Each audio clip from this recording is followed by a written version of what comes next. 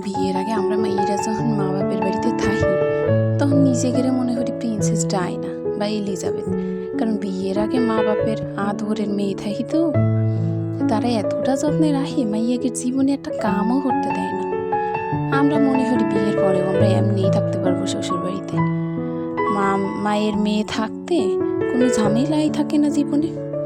মা তো তার মেয়ের রাজরানীর মতো করেই রাখে, কিন্তু বিয়ের পরে যখন শাশুড়ির মেয়ে হইতে যায় তখনই সব ঝামেলা শুরু হয়। ওই যে মার রাজরানী রে শাশুড়ি বানাই দেয় চাকরানি। তুমি যদি তাদের জন্য জীবনেও দিয়ে দাও, কাম হরতে হরতে যদি মরিয়েও যাও, তারপরেও তারা কবি কি সারাদিন কি এমন হরো তুমি, তাদের কামেই হবে না নি। মার যে তুমি সবচেয়ে সুন্দর আর স্মার্ট মেয়ে ছিলে, মা যে সবসময় কইতো যে তোর মতো আর একটা মেয়েও গ্রামে নাই। বিয়ের পরে শ্বশুরবাড়ির মানুষের কথায় তোমার মনে হবি যেন তুমি দুনিয়ার সবচেয়ে কুৎসিত মাইয়ে।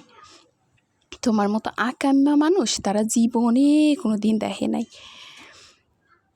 মানে তোমার মধ্যে কোনো গুণই নাই। তারা এমন করে কবি যেন তারা এই দুনিয়াতে তাদের মতো আর অলিয়া উলিয়া কেউ নাই। তারা ধনী গরিবের ভেদাভেদ এমনভাবে করবি, তার কথা না হয় নাই কইলাম।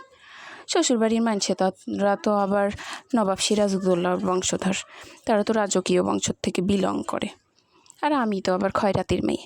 যাকগে সেসব কথা, আমরা তো বউরা তো জন্মই নিছি তাদের খুঁটা শোনার জন্যই।